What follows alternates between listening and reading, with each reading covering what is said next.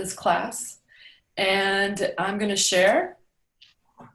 And if you have something you need to tell me, please do.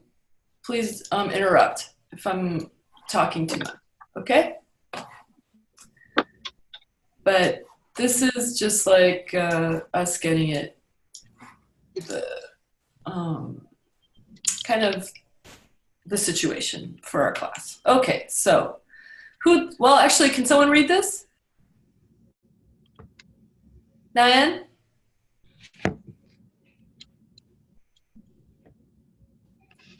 Exploration is the engine that drives innovation. Go ahead. Exploration is the engine that drives innovation. Innovation drives economic growth. So let's all go exploring. Addis Reader. All right, thank you. So today's agenda, we're going to do a quick lecture, and then it's going to be team presentations. I'm also going to ask you about if there's any questions about the process or Launchpad. I'm going to be sending you a Doodle Drive for Launchpad. Shoot, in fact, I forgot to tell Bob that he needs to come on here. Does anybody have Bob's email address? I think I can. Is it up on the canvas or some such? Yeah, if somebody could send him an email, I would really, really appreciate it, and give him the link to the class. And his address, I'll put it in the group chat. It's Robert.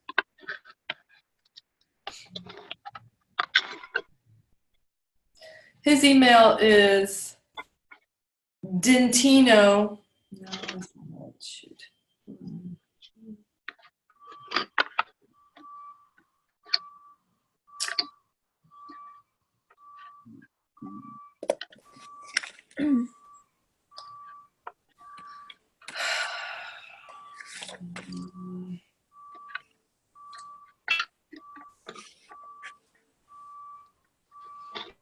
Let's just do his, if somebody could send this to him, I'm going to send more.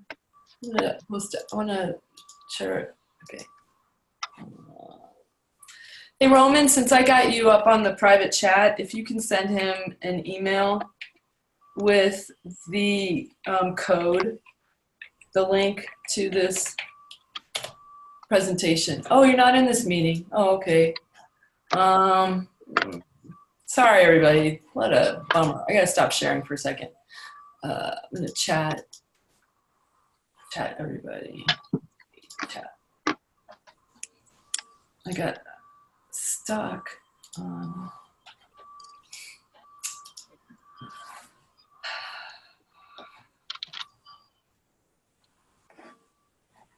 Okay, I'm just gonna have to send him an email because I'm unable to figure this out. So give me 1 second. Does anybody have any questions about Launchpad? Bob said that he'd be on a flight on like around this time. That was Dave. Oh, yeah, I see. David is in a flight. I met with him yesterday. My bad. So we're meeting everybody. So Roman's not going to be able to participate. Roman, you need please figure this out.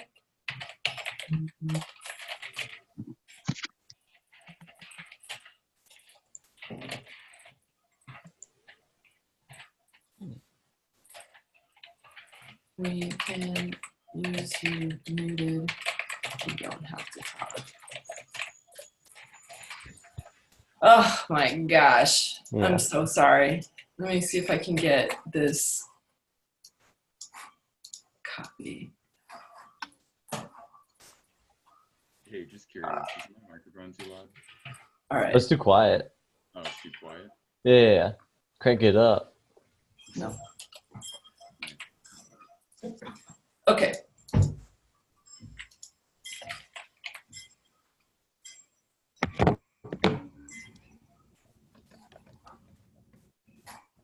Okay. So we're back. I'm gonna launch into my lecture. soon as I find it. All right, here we go. Oops. Am I still sharing? No, I'm sharing it. Okay. Share. All right. And we're back. So this is in your Google Drive, and it's under presentations, everything here. So today we're going to get you signed up with Bob as a mentor. I'm going to be sending you a doodle scheduling thing. For next week, I want you to read the team writing handbook. I want you to take the strengths and leadership assessment. I want you to get out of the building for 5 interviews. Getting out of the building means going and doing your interviews, and I want you to think about your customer archetype. I'd like you to create your customer archetype. And we're going to be talking about this today. So these questions, if you have any questions, hold on, because I'm going to go through it one by one. Okay, so your homework again is to find a similar business model that you have. And when you meet with Bob, I'd like you to be thinking about the following questions. What is your problem? What is the problem that you're solving with your business? What is the ecosystem? For whom is this relevant? What's the competition? What are your customers doing today? What is the technological or market insight? Is it a problem that's really hard to solve? What is the market size? How big is the problem? And the product is, how do you do it? You're not going to have answers to this. You're going to have assumptions. You're going to have guesses. But I'd like you to be at least thinking about it, right? Now, as far as your customer archetype, these are the questions you want to ask yourself. What's their position, their title, their age, their sex, their role? How do they buy? Do they have a discretionary budget? What matters to them? What motivates them? Who influences them? What do they read? Who they listen to? If you have the gumption and desire, draw the day in the life of your customer. Think about what their life is like from the moment they get up to the moment they go to sleep. And the more they need to touch or use your service or touch your product, the more chances you're going to have a success. Think about Steve Jobs. Steve Jobs saw a problem that no one else saw. He saw that he had this phone in his pocket that was taking up real estate that could do only call people and maybe text.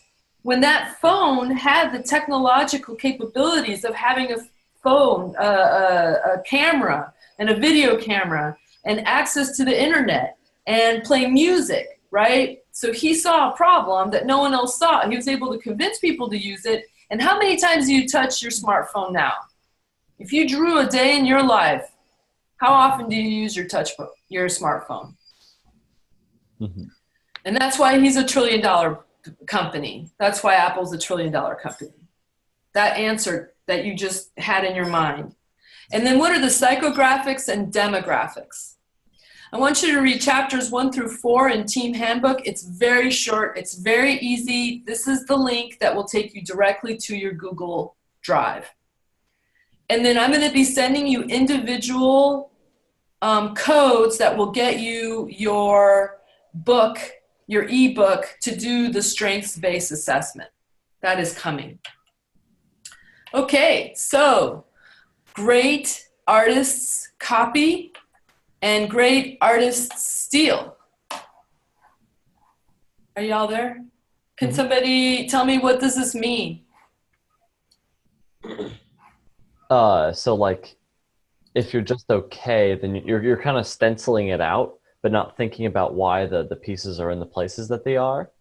But then if you're stealing, then you're saying, oh, I like this specific thing for this functionality. I'm going to take that and use it in my own. Ooh, that's good. I like that. It's about the understanding of what you're taking away from somebody else's work. Exactly. So Pablo Picasso on one side, Steve Jobs on the other. This is actually attributed to one of the ancient Greeks. I can't remember if it's Aristotle or Socrates. So obviously this idea has been around for a long time. And some people would argue that, you know what, there are, all ideas are iterations of other ideas. Yeah? Mm-hmm. In music, there's like a lot of problems with people being worried about like copying the same chords. Like blues music is E, A, B, 1, 4, 5. I don't know if anyone's seen like the 4-chord video. Like and I think like what I get out of this as well, as what Charles said, is like the copying is not necessarily copying if you're using it for like if you're figuring out the purpose for it, like if you're creating a new purpose for it. Yeah, I like it. Thank you. Okay, so here it is. Who would like to read this one? Just speak up. Necessity is the mother of invention. A need or a problem encourages creative efforts to meet the need or solve the problem. Do y'all agree with that? Mm-hmm. Okay. All right, so what are we building and for whom? This is a quick little go over of value propositions. Remember, it's not about your idea or product. It's about your customers. You are building this for your customers. You're building it for either a need that's solving a problem, or it's for a gain. It has to match up. It needs to be integrated with your customer segments. So you're either creating a gain or you're killing a pain. So, questions that you need to ask for your value proposition. You know, we talked about this with each team. Some common mistakes is it's just a feature of someone else's product. It's nice to have instead of a got you have. People need to light up when you tell them about your idea. You'd be like, oh my gosh, I need that now. That's what you want to hear. When you start getting that kind of reaction from your customer interviews, you know you're on your way to a successful startup. Mm-hmm. And then the biggest problem, which is hands down why most startups fail, is because they don't have enough customers that care about their product or service. And then this is the same questions that I gave you for homework. Okay, so y'all are going to be thinking about this. This is helping you think about what is the lay of the land of the market that I'm entering into. What can I learn from my competition? What can I steal from my competition? And then we have the minimum viable product. Some of you I've talked to, you will probably need to do this in a couple weeks. It's something that's testing your understanding of the problem or the solution. It proves that it's solving a core problem for customers. And I'm also going to be talking about not just a core problem, but I want you to solve the whole problem for your customers. You need to figure out what are the minimum set of features that are needed to learn from your early evangelists. Early evangelist is a made-up word by Steve Blank about your early evangelists, those people that are going to go out in the world and say, oh my God, I just saw the coolest product or service from this person who's taking a class at UCSC, and I want them to make this, and they're going to help you figure out what other features need to be added or what features are superfluous, are not needed, right? Your early evangelists are people that are going to fall in love with your product or service, and they're going to want you to succeed, and they're going to be your biggest cheerleaders. You're going to be using your minimum viable product for your interviews. These will be able to give them demonstrations, prototyping. The more eyeballs you can get on this, the better. The bigger your data set, right? If you're doing an app, which a couple of us are doing on the team. Sorry about that. The minimum viable product, if you're building an app, you need to do the low fidelity app. It may not even work. It's okay. It might just be wireframes, and that's fine. And all of you are making websites. So the same thing with your website. You can just make it in Canvas. Do all of you know about Canvas? Yes. Yeah. Okay. And so, just getting an image, it can, convey 1,000 ideas. Later, after you've done a good number of interviews, you're going to build a higher fidelity app that tests your understanding of the solution. And ultimately, you're avoiding building products that nobody wants. Some of you are like Ferraris, and you're just ready to go. You're like, I want to make my MVP, and it's like, yeah. You gotta like just take your foot off the gas pedal for a little bit and be like, hold on, what am I building? For whom? Am I building this for myself, or am I building it for my customers? And if I'm building it for my customers, then I should find out what they want.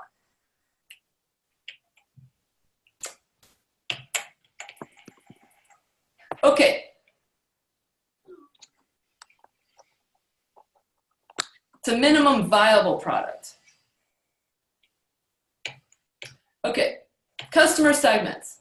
There's your little guy there. Remember, what did we give him? What was he's 24 years old, he's male, he lives in San Francisco, he's an avid social Instagram user, he's single, usually he has a bag of money in front of him. Who would that be?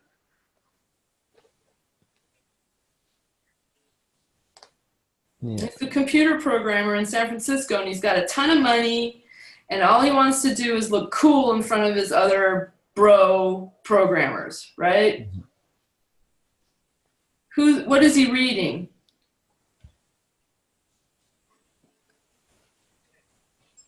Internet articles.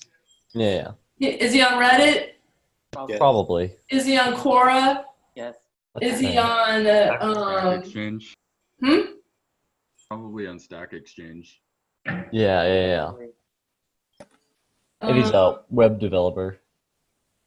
Is he reading, what's that magazine that does all the design? Wired, Yeah. maybe? Mhm. Okay, we did that. So, what function or social jobs are you getting done? So you're thinking about the jobs to be done, the problems or needs. What is the customer segment trying to get done? So what is your product trying to do? Is it functioning? Is it helping them get something done? Is it performing or completing a specific task? Is it an emotional job, right? Are you, hairdressers are very psychological, right? It's an emotional job. People go get their haircut so that this is for women. I don't know about, I'm not going to do mass generalizations, but for a lot of people, going to get their haircut makes them feel really good. You leave the salon like, oh my God, I look so beautiful, right? So you feel good. Are you feeling secure? It's building your confidence, right? This is all going back to your value propositions. And what basic needs are you helping your customer satisfy? That's why some of you are doing a game. I believe, that's fun. Fun is a really valuable value proposition. Are they the buyers? So now we're talking about, so you have the users, and the users may not necessarily be the buyers. Or perhaps they're co-creators. Or perhaps they're transfers. They're, who are these different customer segments? And you need to rank each one of those jobs to its significance. So you may find that, you start off with 5 different customer segments, but what you find out is really there's only one customer segment that's crucial, or 2. Because the rest of them aren't a big enough market, they're trivial.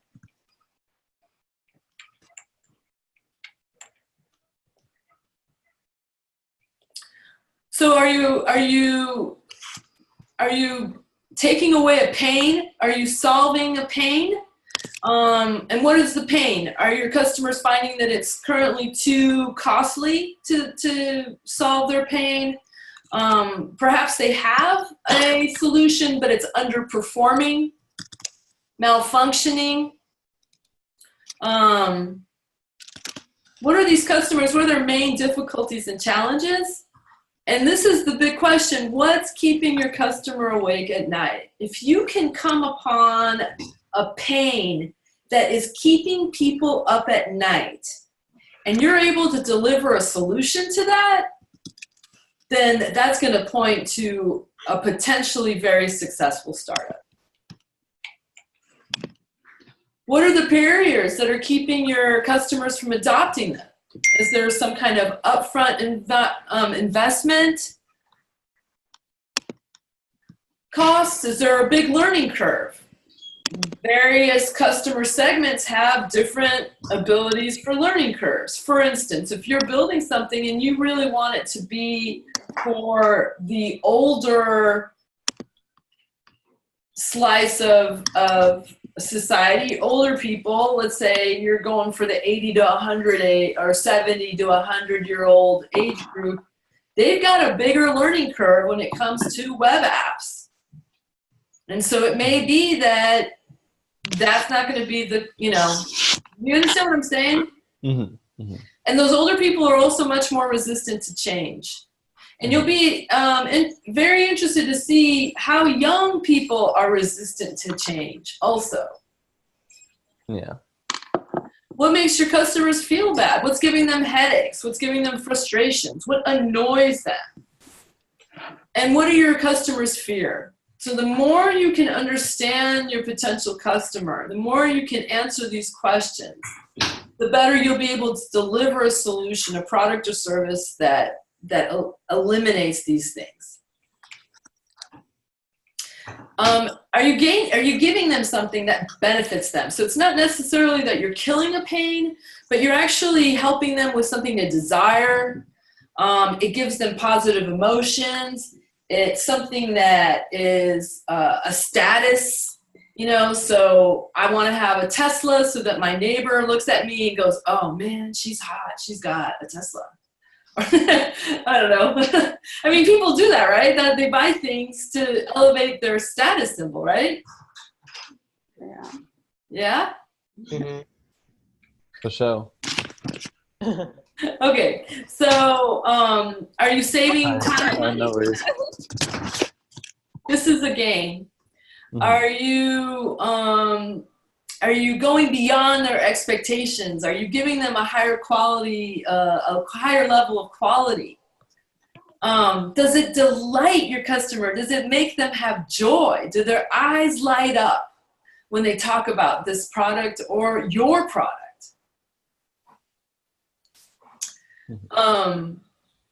Is it making their lives easier? Is it flattening out their learning curve? Is it giving them more services? Is it bringing them in at a lower cost of entry? Are they getting some kind of social consequences like I was just mentioning? Does it make them look good? Does it increase their power? Does it increase their status? What are your customers looking for? Are they looking for good design? Going back to the teams that are doing app, all of you are going to be doing websites, right? People today have no patience for bad user experience. If I can't buy with one click, I'm off the website and on to something else. Am I right?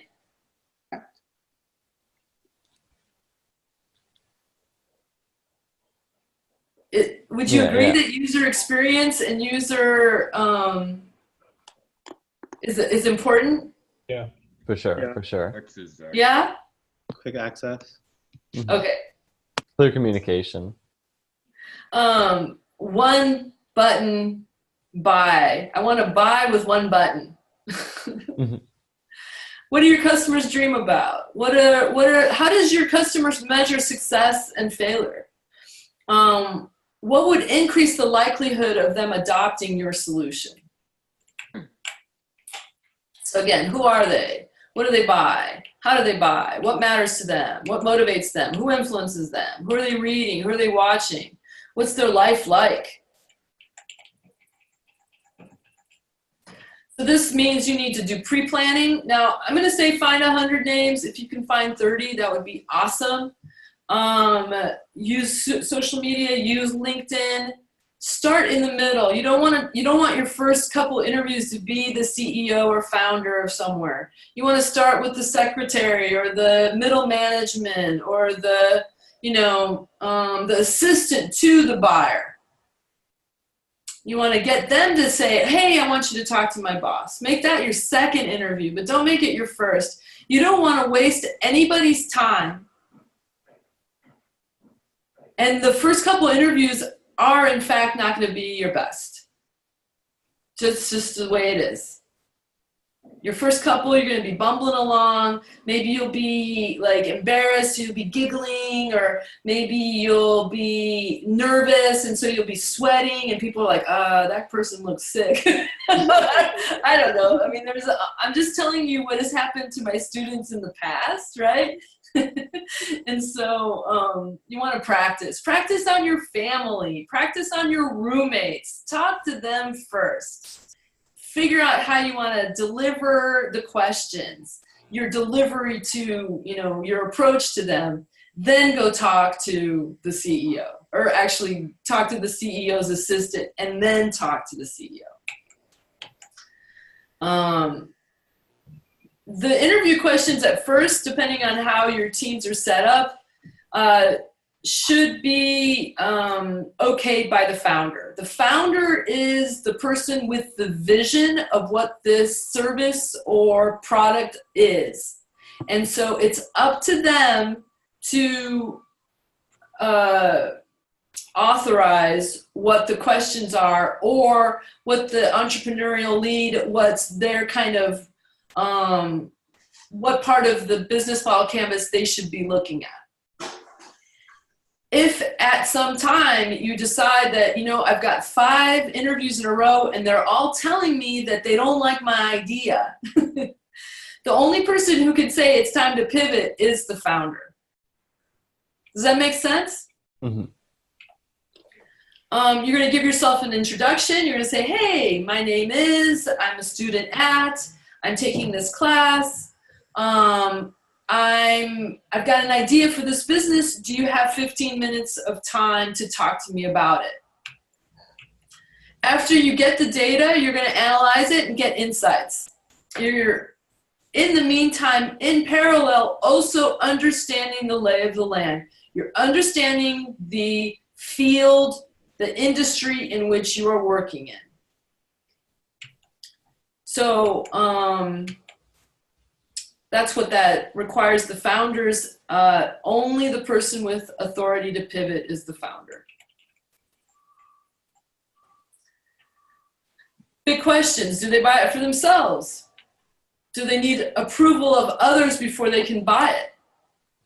Will they be using it alone, or are they going to use it with others? Defining how they decide to buy, you need to learn how to demand creation. Do you need to make it viral? Do we need to use social engine optimization or SEO? Social engine, no, I'm saying the wrong word. It's, this is about keywords. Oh, what's the word I'm trying to think of? I think it's search. Search engines. Yeah. Thank you. Search engine optimization, search engine marketing. Does anybody know what that means? Yes. The terms and like key terms and stuff, or how it shows up people's searches. Exactly. So you want to know what are the words that people are going to search that will help them find your product or service. Is there a network effect? Yes. Right? So I tell 2 people tell 2 people. Now you got 4 people. Those 4 people tell 4 people. That's 16 people, right? Yeah, I'll get that. AARRR is acquisition. This is a Dave McClure. I can get you, and it's a book that he wrote about how to get people to buy. how they make their decisions on buying. And so this is his kind of synopsis. You get acquisition, you have activations, what percentage of your people are happy, how do they come back and revisit, do they refer their friends to it, is there some way that we can revenue or monetize this behavior? This is a worksheet that you can take a look at. This could be a way to help you imagine your avatar customer archetype. And there's male and female if you want to go there. So these are some pass-fail signals and to your experiments. How do you test your interest? You know, what are the questions you ask? Where are you going to go to find the people that will be able to answer this? What kind of experiments are you running? Are we doing? Yes, you are doing the presentations at the end. How many ideas do you need to go to? How many do you need to test? In this class, we're doing 30. If you're doing this at the National Science Foundation, they would expect between 100 and 150 interviews. What kind of product is it? Is it bits that can be transferred around on the web? Is it a physical thing? Is it a Walmart customer? Do people need to buy it more than once a week? If you have multiple customer segments, which many of you do, if not all of you, each one may have its own value proposition. Each one may have its own revenue stream. You may have segments that cannot exist without the other, right? So if you're selling something to kids, it may be the parents that have to buy it. So you need to get the parents, first you're gonna get the kids to want it, then you're gonna have to get the parents to talk them into wanting to spend the money on it. Which one do you start with? With what I've got in mind, let's say the video game, you got to get the kid interested in it before the parents are going to buy it. Mm-hmm. But maybe it's an educational video game like the one that Dave is making. David's making the salmon game. Maybe he needs to get the parent to decide that they want to have this as a part of their, you know, extracurricular education or homeschooling. So maybe in that case, you start with the parent and then you go for the kid. So how does your product get to your channel? This is the physical channel. Is it a factory? Do you need the website? We have physical versus digital, analog versus digital, right? Many of the things on this slide have actually gone digital. For instance, there's this thing that we have this physical where you have to have, let's say, your stocks and bonds. Maybe you buy a house and you want to pay for, you're getting a mortgage to pay for your house. Well, now if we do bits and virtual, there's actually DocuSign that you can pay, you can sign for your mortgage, before you don't have to go anywhere. Right? My friend sold his condo in Fort Lauderdale and never had to go to Florida. He sold it from his kitchen in San Francisco. Dang. Wow. Yeah, he works at DocuSign. If anybody wants to get a mentor or an interview with somebody at DocuSign, just let me know. How do you want your product to get to your customer? Is it going to go through you? Is it going to go through someone else? Is it going to go through a retailer? Is it going to go through a wholesaler? Is it going to be bundled with other goods or services? I met with all the teams, and I believe we got this pretty good. Does anybody have any questions on this? So these are some web channels. You may have a dedicated e-commerce. You may have a platform. It may be a two-step distribution, so like using Amazon or Walmart. You may have an aggregator. Y'all know what aggregators are, right? Zappos. Everybody know what Zappos is? The greatest place to buy shoes. Yeah. There's social media, social commerce, Facebook, Twitter, Instagram. Instagram has become a big social commerce in the last year, I would say. And then we have like flash sales, Groupons, create a need, a fear that you're going to miss out if you don't, jump on this 24-hour sale. create the feed. We'll get into the psychology of selling as well. You create the fear, you create the need, get them scared, and then you give them something positive so that they have some endorphin rush. But then you give them a little tiny fear so that they have to come back. Then you have physical channels, right? So it goes from your company or factory to your customers. It goes through the web. Original OEM, original equipment manufacturer. Maybe you're selling something that goes in a Tesla car. Maybe it's a part of a system, so you're a part of a system integrator. That would be something like you're doing a video game and you get it into the newest version of the Xbox.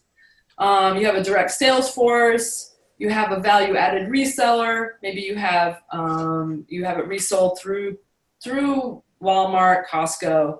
Maybe you need a dealership. Maybe you need a distribution. Does it need to be delivered same day? Does it need to be installed? Does it need to be downloaded? Is it bundled with others? These are all questions you need to answer so that you can articulate your product or customer service. You have direct, indirect, and licensing. This is about the idea that the more complex your solution is, the more the marketing becomes complex and the more expensive it is.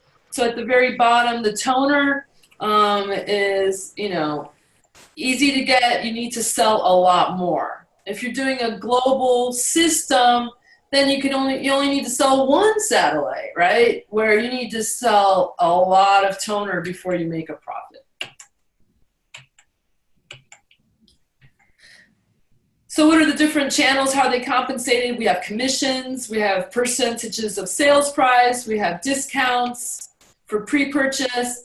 This is kind of showing you the economics of it. If this whole rectangle is your cost compared to what you can sell for, so the blue and the green is the blue is what you get, the green is what you're giving away, the red is just the cost of making it, the supply chain. You'll see that the more people that get involved, like the reseller, they're going to take a chunk of your profit. If you use a distributor, you're going to have another chunk of your profit. So you can see how much less profit you have, right? Y'all are getting that. Mm-hmm, mm-hmm. Okay. So your channel as a customer, it may be that your channel is one of your customers. So is it a product that's embedded in another product, another original equipment manufacturer? Is it resold by others? Is there an added value to having it sold by someone else? Is it distributed by others? And ultimately, who's your customers? Okay. We're not going to do this today. This is what we're going to be starting with next week. I just want you to have a quick little seed in your mind. We're going to be talking about this is called a sales,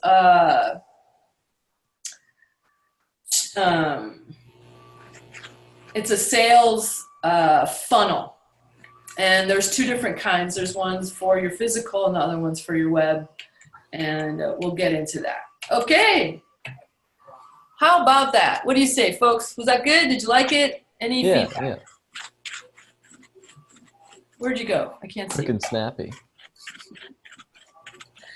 Okay, there you are. All right. Okay, I see that Robert has joined us. Yay, Robert. Hi. Hi, Nana. Hi, and Ross has joined us. Okay. Yeah, I've been here. Hi, Ty. Did Roman ever get back on? Hi. No? Bummer. He's having some really bad back pain right now. Oh, I'm sorry to hear that. Okay, so now it's time. Dun, dun, dun. It's time for the first presentations. Here we go. And we talked, and it looks like Typographer. Say it. Yes. Typographer. Typographer. Okay. Do you want me to share it or do you want to share it? You can go. You already got it all set up here. Okay. Yeah, you just hit present. All right. Wait, am I still sharing? Yeah. Oh, I am. Look at that. Okay. So here we go. Awesome. All right. So 3 minutes. Yes. Here is our team. We have a large game development team. A lot of like lead folks and then asset creators, and we meet up online through Discord and stuff. And we're making a video game that's a cyberpunk typing RPG, JRPG. That's about the power of friendship in the face of cyberpunk corporation and social hegemony. And then we got our little customer development team, which is myself and my buddy Brian. Thank you. And on to the next slide. Yeah. We're making an innovative JRPG-like game that pushes the genre's design space, merging it with typing mechanics, as well as using cyberpunk aesthetics mixed with classic JRPG tropes to tell an engaging, character-driven narrative that is unabashedly by gamers for gamers. So we all grew up, a lot of the people on the team and like game development people like JRPGs because they have this like epic type storyline focused on these characters, this party. The party's really key to it, but we wanted to play with that a lot and play with the game mechanics of the usual turn-based combat a lot. So we've had these typing mechanics and cyberpunk aesthetics and new wave type modern sentimentality to it to give it a new, interesting, innovative twist. Our hypothesis that we have is that like JRPG fans will like our game because it innovates on the classic JRPG tropes. So what we did is we have Twitter followers for our Twitter, and we started messaging them. What we learned from messaging folks on Twitter is that it's better to get face-to-face, and I think that's what the intention was that Nada had, so that we talked. You got to make that eye contact and such. But yeah, we'll probably moving forward do like Discord interviews or Zoom interviews as has been recommended. I feel like because they're gamers, a lot of them will have Discord, but whatever they're comfortable with, honestly, or face-to-face if folks are in Santa Cruz that are interested in this. But we did get great feedback from the stuff that we did get that like JRPG fans are like, oh yeah, I could see how something that's really, really typical to the genre, like status effects or something, but they're affecting your keyboard, and that's like really cool. And we got a lot of positive feedback there. But yeah. And then here is our canvas, business model canvas. So we have this specific customer base. We have some value proposition stuff. I want to add more to that, but it's a lot of little details and stuff. And then we definitely have a very web-focused channels and customer relations because our product is software. We can kind of keep it to the web, and that way we can get some more like nationwide reach as well, further reach. And also because it's JRPG, we can kind of like go international with that. I think, yeah, definitely a possibility. And then the revenue streams, there's like, you can only go so high of a price for these smaller indie type games. So the $15 to $20 range is what we're thinking right now. For just you buy it once, you get it. Maybe have like a free first chapter, and then also some maybe like soundtrack stuff. But yeah, that's the gist of it. Awesome. Good job. That was 2.5 minutes. Great. Right on. Okay. Any feedback? I like the idea of serializing the game by releasing chapters as DLC. Yeah.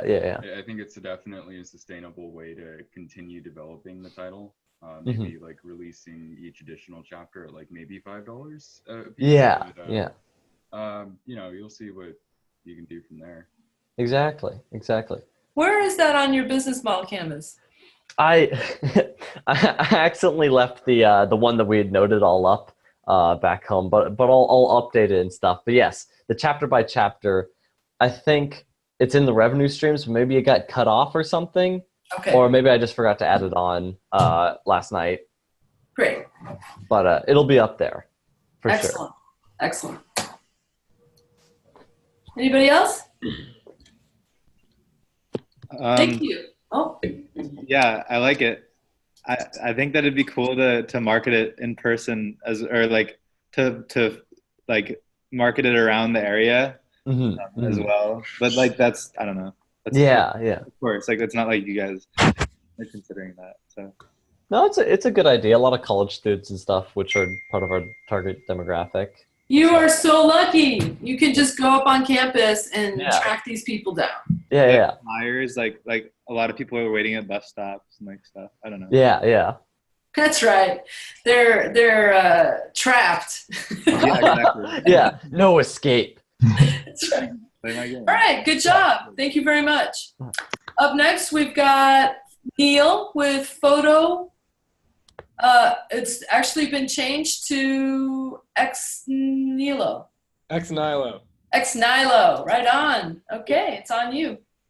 Okay, so mine's kind of long, so I'll just speed through the slides real quick. Okay, so as you can see, we have an app in the title form, the title slide, but it's also a web platform. And basically, it's an artificially intelligent image generator, and you personalize your images by copywriting them. So can we go to the next slide? So basically, the algorithm would generate an image given a category, like a waterfall, and that image, and it would create that image based on training data that we give it to it, and it would create a waterfall that's never been created before. And it does this through generative adversarial networks, which is one of the latest breakthroughs in machine learning, where you basically two different neural networks are pitted against each other. That's the name, adversarial, and then based on that, you lead to an output image. So it's going to be, the copyright section is different from the network. So it's like two components. And once they copyright the image, we copyright the image for the customer. They own the image and nobody else can use it legally. And it's a subscription-based platform. Our customers are anybody who needs to create professional content, businessmen, entrepreneurs, students, etc. And why would a customer buy it? Because it saves time for searching the perfect image. And I looked online for free images many times for my own presentations. They're always not the ones that I want, and they can be lower in quality. And I went on Shutterstock to see how much it costs to license images. And for 2 images, you have to pay $200. And that's pretty expensive.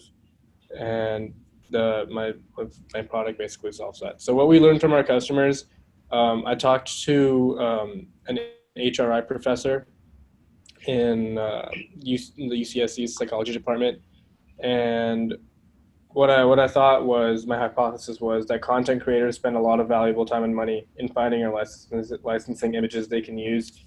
And I talked to this professor called Leila Takayama, and she gave a TED Talk actually, and she told me that TEDx requires you to license all your images and make sure that there's no copyright infringement. So it solves that. And then next, we're going to talk to more customers, gather more information, and learn more about the limits of generative adversarial networks. And here's my canvas. So yeah. All right. Good job. Anybody have any feedback for Neil? I have a question. Where do you source your images from? Like, how do you get the images? Well, we create unique images based on hundreds of training data, images of. Okay. So we don't. There's like, the image we create has never actually been created before. I see. Is there a way to like make sure that training data isn't like copyrighted in itself? Like, does that not matter? It doesn't really matter because you're not using the training data to publish something professional. Yeah. So it just creates variations on the training data based on the user's specifications. All right. Also, like context-based language, like if I was to do bat, is there a way to specify context, like a baseball bat or a flying bat, you know? because that's just what I've heard is the hardest and thing to do with like language-based neural networks. Yeah. Um, It's just dependent on how many categories you're going to have. So if you okay. you have to train each category with a different data set. So if you want to go super specific, you'd have to train it with that category data set, and it just keeps on going. Okay, there's like I don't know, there's like this research that I found that was based on like the context of language, and that was why I asked. I didn't really think about that before. Mhm. That's like I don't know, I could put in the chat thing. Yes, please do. Okay. That would be great. We need to keep moving. Mhm. I'd like to see a business thesis. The more you can follow the template, the better, Neil. Okay. Yeah. I followed the template that you sent from, it was like the weekly presentation one. Yeah. Okay. Okay, well, I didn't see the business thesis. Okay, I think I may have forgotten that then. Okay, that's a big one. Yeah. It's the heart. All right, good job. We're going to keep I have a moving quick forward. question, if it's possible, for Neil. Mm-hmm. Just on business feasibility. Are you training on every individual type of image? So you're doing waterfalls, and you'll need a library stack for that. And then if you're doing cars, if you're doing people, if you're doing whatever, or is it actually going to be like you train an image how to work off of, say, like 10 images and then recreate a new image? Because those library stacks are going to be... Yeah, they're going to be really big. So for now, that's the plan. But until we find something better. So, Okay. So yeah, the categories. All right. Cool. Good job. Next, we've got Nyan. Oops, I'm sorry. Did I grabbed the wrong one? The second file. I think there are two there. Oh. Because I copied. Oh.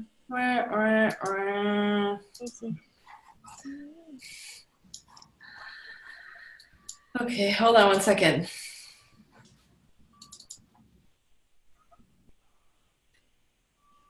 Yeah, the one on the right. The PowerPoint? Yeah.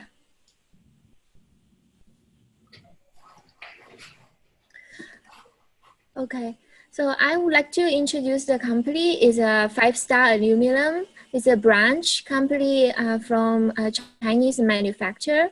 And my company is pretty traditional company, but I'm going to talk about how I think my my customer segments and the value propositions will match. Could I go to the next? Thank you. The products and the services are really in detail. We have 3 categories, and under each categories we have very specific products that fit different usage, different kind of industrial usage. Yeah, on the 3rd page, we have even the aluminum and different alloy mixed powders. That's great, thank you. Can we go to the 5-Star Aluminum business thesis? Our thesis is that it's a Chinese US import company, serves the US manufacturers that use aluminum in their products. And in this statement, I expand the opportunities in sales. In the next weeks, I'm going to specify in details about who are our buyers and why should people buy our products. I elaborate that because a branch company located domestically in the US can go across the culture differences between a Chinese company and the US company, and also we will run the branch business with competitive advantage. Since given that the Shenzhen aluminum company existed over 30 years back in the eastern part of China, and it's also a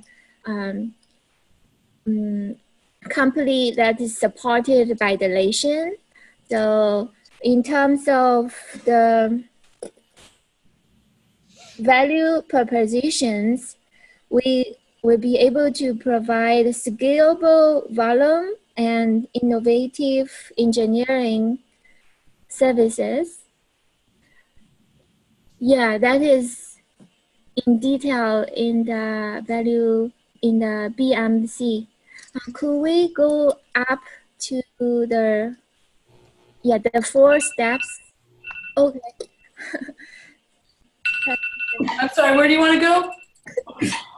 Yeah, it's here. I just briefly go over 1 minute about the 4 steps.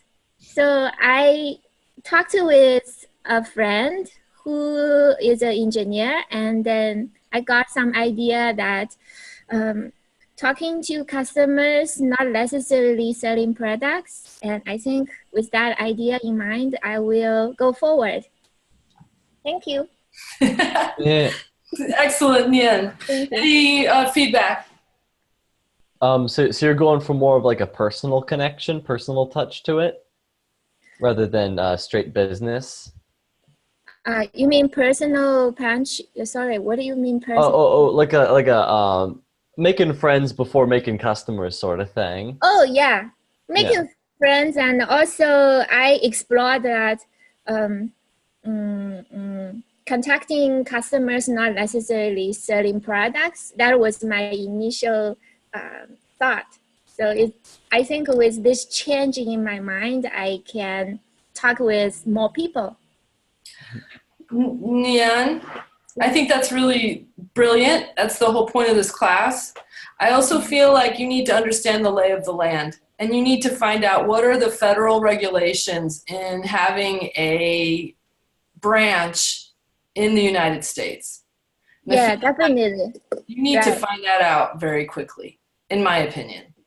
You got to, yeah. And you should be asking people, you should be doing your interviews, but in parallel, you need to find out what are all the steps that it's going to take for you. You know, maybe you find out that it takes, I'm not saying this is what you're going to find out, but let's just say when you do a patent for something that goes in your body, it takes 10 years for that patent. You need to know when you start your business that it's going to take 10 years to get the patent approved. Now, once you start in that queue, your patent is there. So if somebody makes a patent, but it's after you have entered the queue, it's still, I mean, you're safeguarded in that 10 years. You may find out that it takes you 5 years to open up a branch here, right? So you need to know that that's a part of your business plan. And the sooner that you know that, I think the better. Okay. Class, anybody want to add to that? So I just wanted to figure out your main goal like this next week. It sounds like you're trying to find people to talk to about this specifically, because it's like a very broad range, like aluminum. What kind of people are you aiming to talking to? Yeah, my customer segments are 3. I have business to business that covers the U.S. manufacturers and also the potential, the U.S. manufacturers, and the business customers will be the focus will be the wholesale markets. So Okay. I will go from these 2 categories. Yeah. That's good. Excellent. Great question. Thank you very much. Up next, we got Spark Memo. Yeah? Yep. Matt, you there? Yeah. There you go. Okay. Okay. Well, we'll just use this. Okay. Okay. So the first question: what is Spark Memo? So Spark Memo is basically like an online high quality learning platform for developers to learn and improve their coding skills through building practical products. And here's is my team. We have like Michelle, who is a front-end developer, and me as a full-stack developer and founder. And we also have Perry, who is a back-end developer. So so for the targeted customers, what I think is like the college students who major in CSE, and also like workers who want to join or newly enter the CSU field. And like for the like business to business model, there's also like universities and companies who need job training services. So what we can provide is basically like an online learning platform with high quality program tutors right by our team and third party tech industry workers. And we also provide like customized job training services. Next slide, yeah, there we go. So so why would a customer buy it? We have like for individuals, there's like 4 points. The first one would be like have a better understanding of the program knowledges, and also like enrich their resume through making practical projects. And they're like we also like provide an opportunity to networking with other tech industry insiders, and also like increase their chance to get better tech industry jobs. And for the business to business model, we also like can minimize their opportunity cost to train new employees. So what I learned about customers. So originally I think like my customers only include like individuals, which are like workers and students. But like after I interviewed with a software engineer who works for the Apple, I got to know that there's also a need from the industry inside. Like the companies also like have the need to use some kind of platform to train their new employees. So for the future, I would like to make more interviews with people from the industry and get to know what's the specific need and how we can improve against other competitors. Next slide. And here's our business model canvas. Basically, that would be it. Oh, there we go. Okay. Shoot. Here, hold on. Oh. So, any feedback for Matt? I have a question. Mm-hmm. Go ahead. So how is your website different from websites like LeetCode or Code Academy? Well, I would say like the main difference is like our website's main focus on like building practical products. Cause like for other like coding website like what you said, Code Academy, types of school, they're kind of like mainly focused on like basic knowledge of it. Our focus would be like the training needed like for the individuals to get a job. I have some questions. So what it sounds to me like, you said it's practical and like job based. It'll be either someone trying to get into a position or someone that's in the position, which means like there are a lot of fields that have data gathering that's outside of the office, like things outdoors that need data gathering. So I guess the question is, these tutorials, you said that it'll be made by you and by contributors to the website. Yes. So how are those tutorials going to work, and can you integrate the practicality? Can you integrate things like a Raspberry Pi or like Arduino that have sensors and can record outside data? And then how can you make it so users contribute like the most contribution with that guaranteed quality that your website is providing? Yeah. So What do I think about like asking like other developers to contribute is like basically like we're trying to build a like community like where we can just meet other developers and improve. Because like for programmers, our like most important asset when finding a job would be like our own portfolio, which is like what product we have done and like what like skills we have like learned and like our like blog post. So that would be like their like why they want to contribute to our platform. Definitely. And then so it will be more like tutorials like a Jupyter Notebook or Jupyter Notebook. Or Yeah, that could be like one of the options. Cool, because I see a lot of people making content on those, and then it's just being shared on websites rather than like there being a basis for that kind of project. So that sounds pretty cool. All right, thank you very much, Matt. I'd like to see a more condensed business thesis, please. Okay. All right, so Origin, Kyle, you're up next. Cool. Can everyone hear me? Yep. Yeah, I can hear you. Cool. So let's see. So my product is a ubiquitous user interface to create transparency along the food supply chain from farmer to consumer and everything in between. And yeah, here's a picture of what the user interface would look like. This is a UK-based company that's pursuing the avenue of creating transparency as well, but in a different way. Could you go to the next slide, please? Cool. So the business thesis. Origin is the accumulation of specific, auditable, and credible information along the food supply chain, fueled by blockchain technology, and then presented in a ubiquitous user interface. Origin's customers are small and large farmers, distributors, and retailers, certifiers, and consumers. Small and large farms, distributors, and certifiers can save time and resources by relying on the accumulation of auditable information, while holding more confidence in the legitimacy of certifications.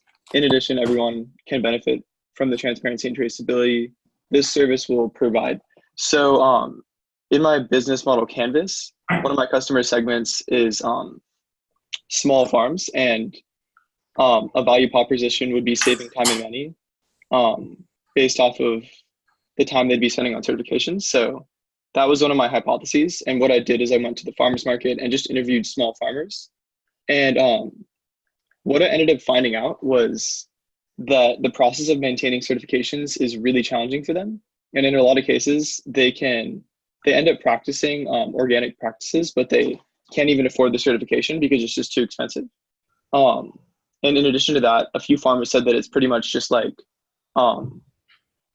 it's like the honor system where the organic certifications charge a lot, but they kind of just trust. So there's also a lot of like manipulation of larger farms, and this is a product of the certification system. Kind of it's all handwritten, so every time a crop comes out, they like handwrite the data, and it's super manipulatable, super time intensive, and then it takes a long time to audit.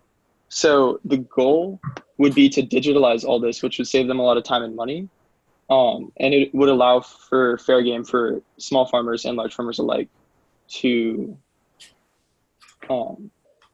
participate in like showing the practices that they're doing. And then yeah, that was kind of the test. And then I guess the next step is just understanding the process of certifications a little bit more to build the bridge away from handwritten information to like a digital form. It's like in a primitive state right now. And then yeah, can you go on to the next slide, please? And that is just like one aspect of it, and that would just be satisfying the hypothesis that the customer segment, small scale farms and large scale farms can benefit by saving time and money with this technology. Right on. All right, that's very well done, Kyle. Anybody have any feedback?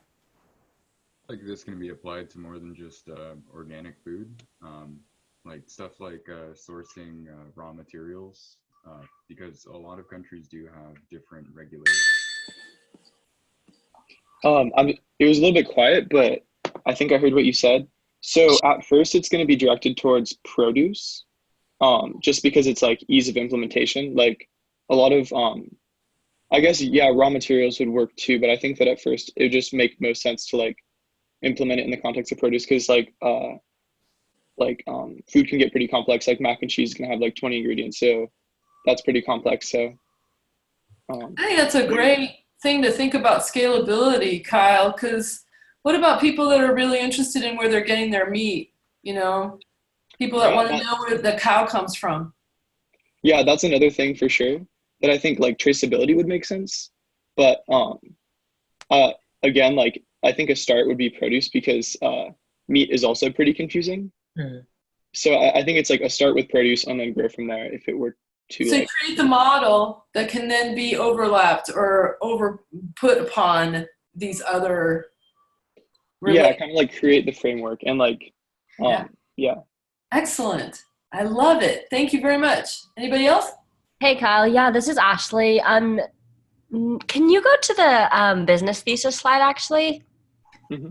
And just one point on what you were just saying is I think it's actually great to test on produce, like you're saying, Kyle, because it's local and locally really important here in the Central Coast.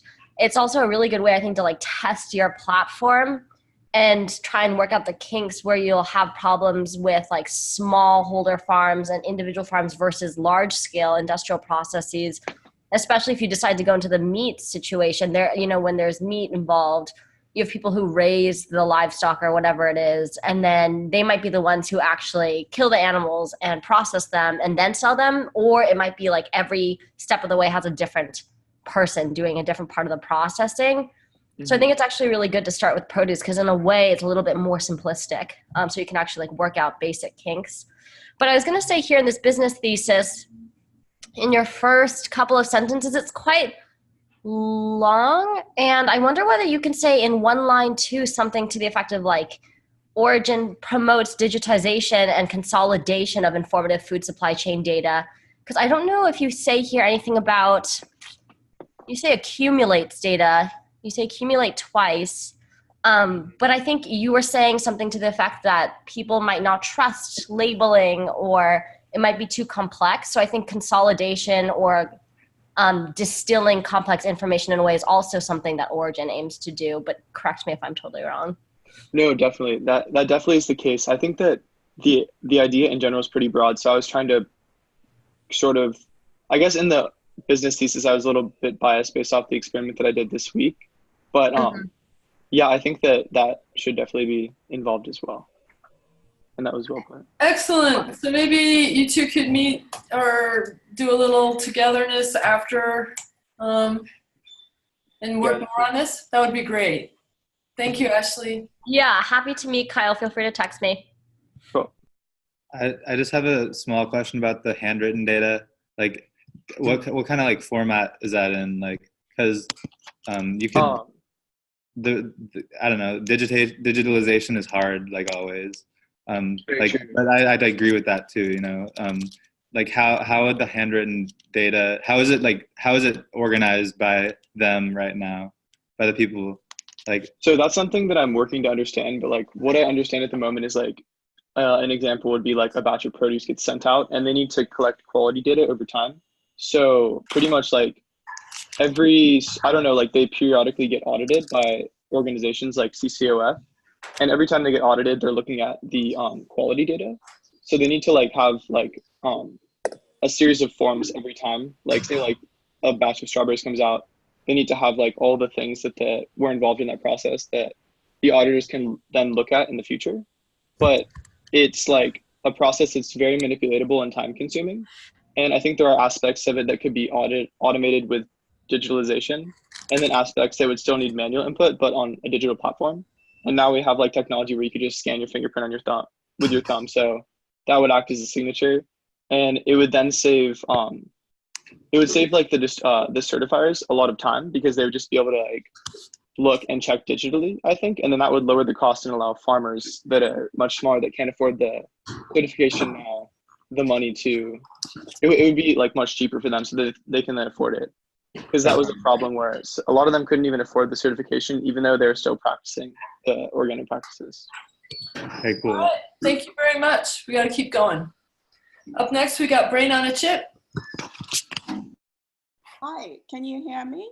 Yes. Sorry about the video. I'm using a lab computer, so they have it shut. I think they have the camera shut tight. But anyway, so we'll go to the second slide. Can we just go over so we need a very short 10-word, under 10-word description of brain on a chip. Okay. So I'm Sophie, and I have Tony here, who's our EL person. And brain on a chip, what we're trying to do is design an integrated, smart, AI-generated bionic neuromorphic system, which consists of tiny chips designed to mimic and implement neural networks and synapses in the human brain. We will be able to do this by combining motion, sensing, control, optical imaging, as well as recorded memory and computation to layers of artificial networks integrated within the brain to deliver exceptional functionality and versatility from brain to organ and organ to brain. So why should our customers consider buying something like this? There is a lack of systematic theory of neuroactivity, which is complicated by the scale of the human brain with an estimated 85 billion neurons, 100 trillion synapses, and 100 chemical neurotransmitters. Understanding what makes one neuron fire and another misfire is critical in understanding complex network of connections from your brain to your gut and other organs. So customers should be able to consider this because it will deliver exceptional delivery of therapeutics to target organs and channels, high imaging capabilities, virtual capabilities, remote sensing, surgery, exceptional memory recording, encoding, rewriting, and neuronal control. And we could go to the third slide. And one thing I wanted to mention that's going to make this different is that we will be using smart materials, something that I will be covering in the next presentation. And so we did a mini experiment. I sent Tony out to the community, and I went ahead and talked to some medical scientists as well as research engineers and scientists at the University of California, UCLA, Johns Hopkins, and Stanford. I wanted to talk to people who are also involved in patient care and are also researchers who have to use these devices first. There was some hesitation, but our hypothesis was that 98% of stroke, brain trauma patients, ALS, as well as ADHD have failed GI sensory tracts as well as cardiovascular systems. So I wanted to know from the doctors, is there a connection between the brain, how the brain functions, and the gut? So we went through a couple of simulations, which I don't have time to share today, but what we did find, what we all agreed on with the researchers is that there are 3 functional neurons in your brain as well as in your gut. So you have 100 chemical neurotransmitters, billions and trillions of neurons, and all you have is access to 20 of them. So what exactly is going on with the other ones? And that's an issue I'm trying to tackle. And I was able to speak with some researchers, Dr. Rosen, who, if you go to the first slide, you'll see a picture of him, and he would like, he's a technical lead, would like to get involved because there are some aspects of physiology and sensing that he doesn't understand with the body, although he does medical robotics. It was the same thing for Dr. Yannick, who does biosensors and optics, and Dr. Rolandi, the head of the EE department here. Many of these characters do own medical startups of their own. My hypothesis was what I wanted to find out from this group is this valid science that I'm talking about? Is there a reason we should be looking at other pathways? And does it make sense to have this system that is not only that has optical imaging, but therapeutic and drug delivery system as a complement? I did, with most of these scientists, you can't just pitch an idea. So I had to come back to some research and do a summary presentation and simulations for them, which I did using the HIV CCR5 and tapping this drug, Miraviroc, a soft robot, which is attached to a cell surface receptor. So it took me, it's something I've been doing for years, but I had to present that to them in order for them to understand how their own devices actually work in the body. Many make devices, but they don't understand the mechanism by which the devices are functioning in the body. They don't talk to doctors. My advantage being, I forced myself to study electrical, biomedical, and computer engineering to be able to understand this kind of thing. So I will move on to Tony really quickly. And then I will briefly cover what I'm going to do is I'm going to take all this information. There's a lot of information because this is a new sort of scientific discovery forum. And I will present much of the findings in the next presentation and also hopefully provide video of some of these researches. So Tony, you can tell them about your experiment that you did yesterday. All right, so yesterday I went out around downtown and then up on the campus and I interviewed about 12, 15 people. And the condensation of what was the information that was gathered is, first of all, the value proposition. What's the value that we're bringing? It's an integrated solution to therapy and severe cases. So therapy is usually thought of like in depression and anxiety, and that was a lot of the response that I was getting.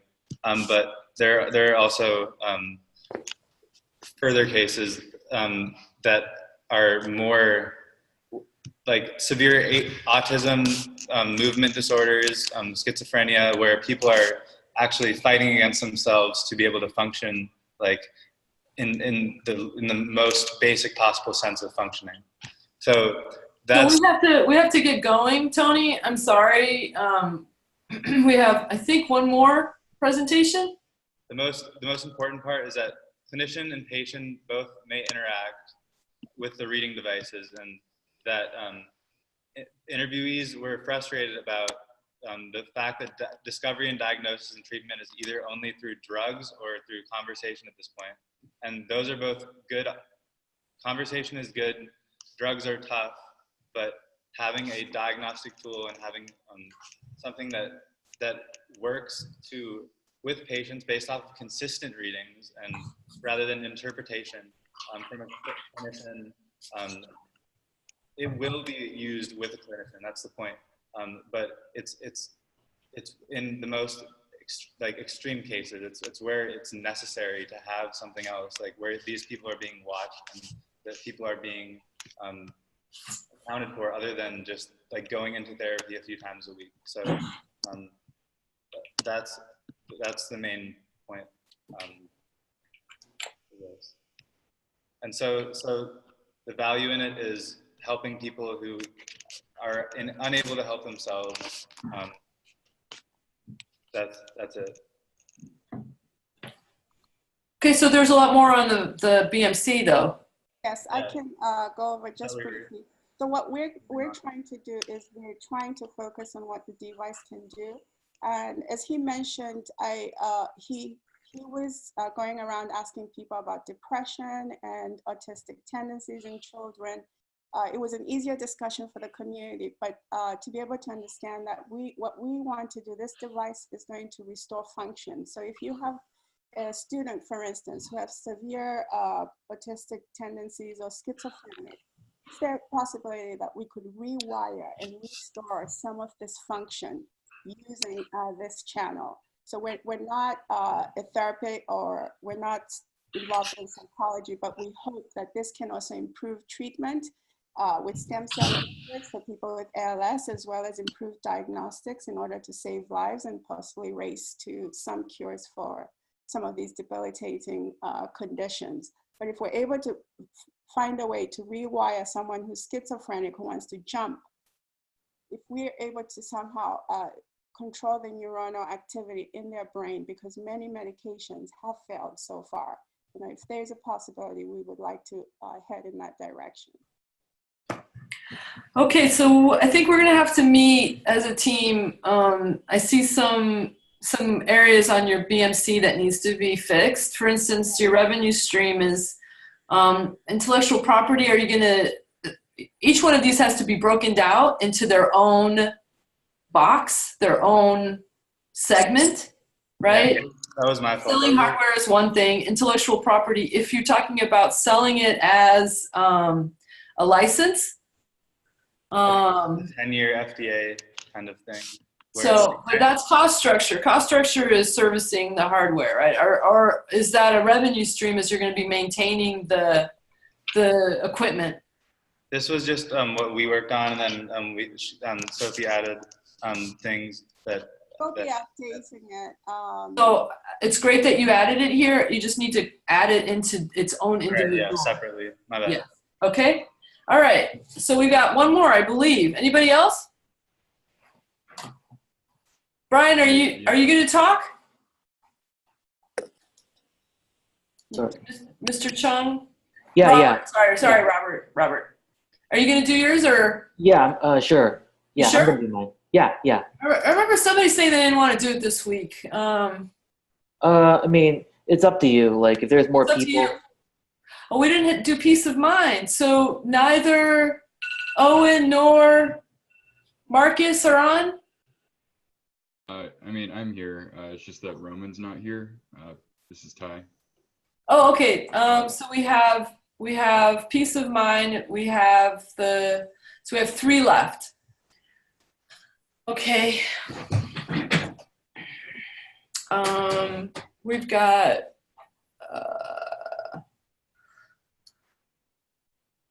Robert. What's the name of yours? Yours is Sumlet. Sumlet. Yeah. And then Ty, yours is Flexcell.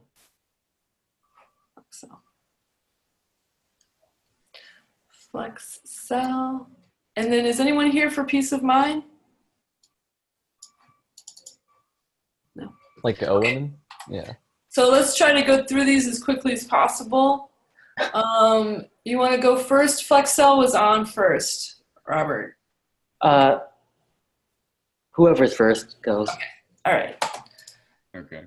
Well, I guess I'll speak for Roman too. Thank you, Ty. So Flexcell is going to be marketed as a material, and in order to get this material out there, we have to show people how to use it. So I'm proposing this Flexcell backpack. So it's a backpack with integrated solar panels for energy production and storage on the go, designed for travelers, survivalists, and just people going places in general. Excellent. So our intended audience are people who have to go outdoors but are inconvenienced by the lack of power outlets to charge their devices. This product seeks to remedy this dilemma by not only giving the user high capacity and portable storage, but also provides them with a means of portable energy production. Yeah, sorry, I guess I repeated myself in that paragraph. That's okay. Oh, as well as giving them the ability to keep themselves cool or warm while traveling. Can we go back to the first slide? So that's the solar powered backpack. It has a little detachable battery pack, as well as a computer case fan that will circulate air up and down your back, because I've noticed backpacks do get hot, especially if you have a laptop. Can we go to the second slide? So our customers should be driven by this because currently existing solar backpacks are gimmicky. They rely on delicate, rigid, flat, and brittle solar panels, which are unfit for the average camper. This product allows for a more opportunistic usage of the backpack surface area, as well as being more durable overall. It's just a more viable application of solar panels on backpacks. I've known a guy who's had a solar panel backpack. He's dropped it on the floor once, the solar panel cracked, and he never bought another one to replace it. It just costed too much, and it was just way too fragile. So I actually went ahead. I didn't know we weren't supposed to do this yet, but I contacted REI, Patagonia, and the North Face because I thought they were considering producing them, or they have done it and then dropped it. So I called them, and I found out that none of them actually ever carried them. The North Face has actually never considered creating one until I called them. So I talked to Roman about it, and we decided, you know, it might be better to license the material to Patagonia or the North Face. Or to both. Or to both. yeah. Or to all of them. Okay, so Ty, I guess one of the questions that I need you to tell me and the next week is give us the title of the people that you spoke with at REI. Who did you call? Well, I called the headquarters because Okay. they're very secretive about giving away names or contact information. But I ended up contacting their hiring department, and they got me connected to someone else on the product development teams. I think that was just for the North Face. Patagonia straight up or outright like said, we're not taking any designers, and we haven't done so for the past like years or so. REI just referred me to an innovator email for people to pitch their stuff. So Roman ended up emailing them and CCing me. So we'll see where that goes. Great. I forgot what I was supposed to say for the business model canvas part, but so we start with the value propositions. You got customer self-satisfaction, sustainable product. I was thinking maybe you let them, they feel less guilty because they're buying these products.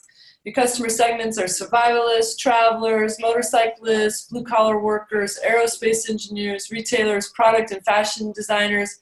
These are not all going to be for the backpack, right? They are not. Yeah, so we're gonna. This is for the material itself. Right. So we'll just keep them on for now and keep going. And then any quick responses? So a quick question, how, like, are solar panels like durable? Like, are you going to make your solar panels by yourself, or are you going to have a company make them for you? It looks like initial fabrication is going to have to be done by us. The way it differs from normal silicon wafer solar panels is that it's actually on a flexible mount. Okay. It's metal, liquid, and then something else that's transparent to let light in. So like the silicon wafer part, that's brittle. It'll break. You can't fix that per se. But if there's a puncture in the flexible solar panel, you can most definitely probably refill it. Okay, and how much power would that make, like ballpark estimate wise? It's still in R&D. I'd say at worst, if it gets released and hits market, it should perform equal to the silicon wafer boards. At best, it'll be better. I have a higher output. I had a question. Can you hear me? Yes.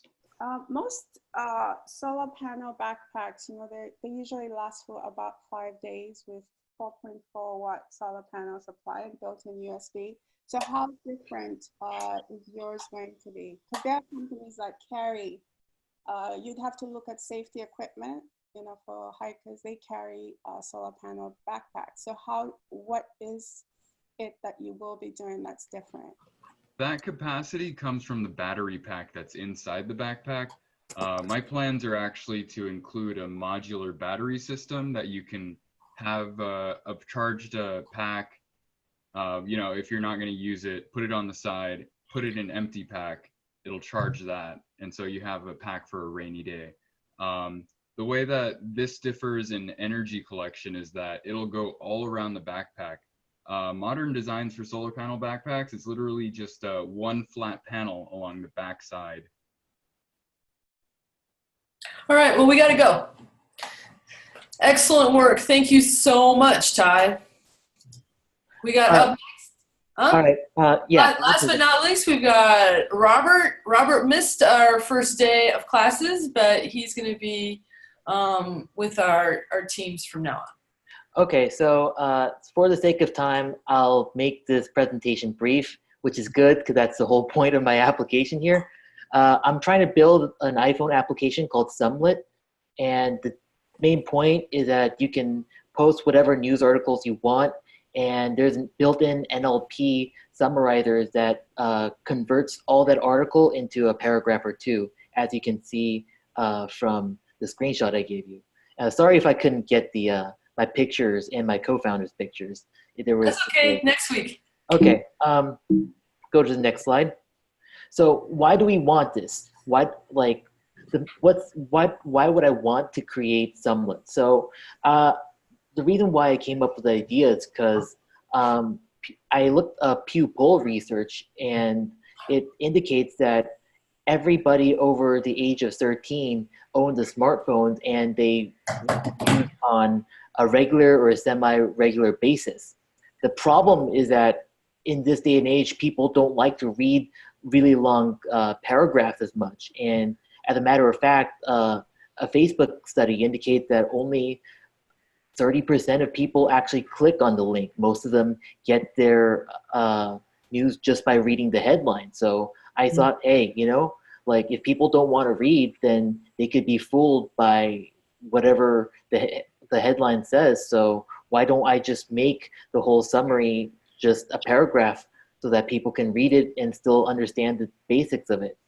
So I asked some of my friends who want to use this application, and I told them about the idea of posting articles and then sharing it to a broader social service like Facebook or Twitter. And they did like the idea, but they want to have their news spoon-fed to them. Kind of like how when you open up Google or Apple News, you get the stories right away as opposed to just seeing the news posted by your friends. They want to just click on the news, open it, read the paragraph, and share it as opposed to just manually pasting a link and then reading what the summary says.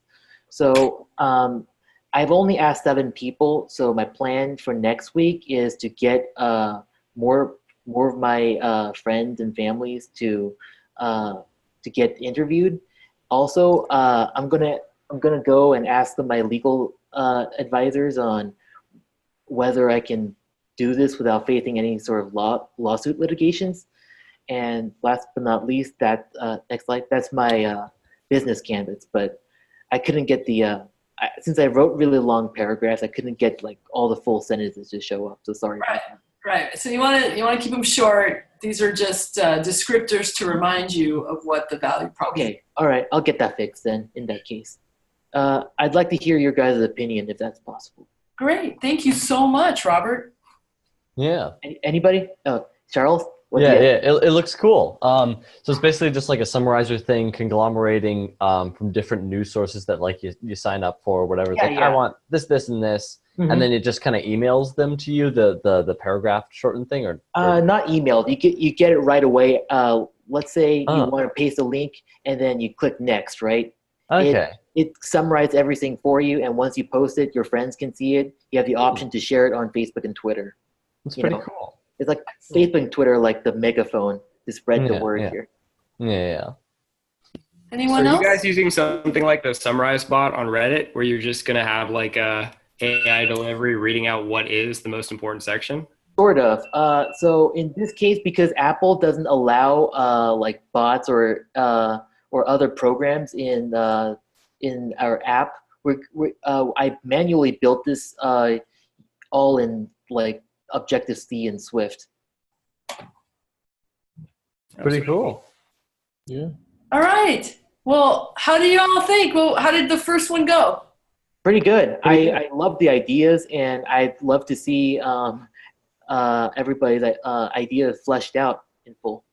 Heck yes. Yeah. Thank you, Robert. Anyone else? Yeah. A lot of cool stuff here. Awesome. Definitely. I think every project here has a lot of potential. Mm-hmm. Really? That's nice to hear. And guess what? You all are going to be each other's early evangelists. Yeah. Not just me. Spread it. I'll spread it. Somewhat a Is lot. that our new Reddit alternative? Yes. Are people in class able to give us feedback on what they think?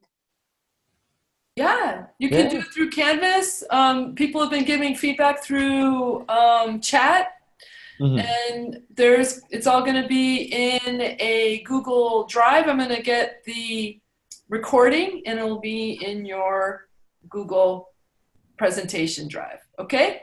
And recommendations if they have any. And recommendations, and yeah, yeah, y'all jump on each other's boards, you know, and you could be a part of an incredible startup. Yeah, yeah. We create like a discussion thread for each of the projects, or like Please. group. Yeah. Yeah. I second it. Can we do that in Canvas? Yes, please do. Yeah. Great. Okay. Well, I have to run. I have a meeting next week at noon. Next week when? Wednesday or? Wednesday. Wednesday, 12, okay. 12:10. Awesome. But come on 12, and then as soon as we get, I think somebody had a class till 12. As soon as they get on, we'll start. Okay. Nana, will you change the schedule, the timing on our actual calendar invite? I will. I will, most certainly. Okay, awesome. Thank you. Tony, you had something. You're in class till 12:30? Yeah, but I probably it's a literature class. I can walk out of the movie and watch that later. It's fine. You sure? Yeah. Today I had trouble finding a spot in this place to get All right, let's just leave it at 12:30 then. Never mind. 12:30 is good? Yeah. 12:30. Okay. All right. Okay. Bye. Have a nice day, guys. Wonderful. Have a See you nice guys. week. Okay. Good luck getting more exploration stuff. Thanks, Charles. Have a Have nice day. fun. Yeah. All right, see you guys. Oh, that's the timer. Okay, stop.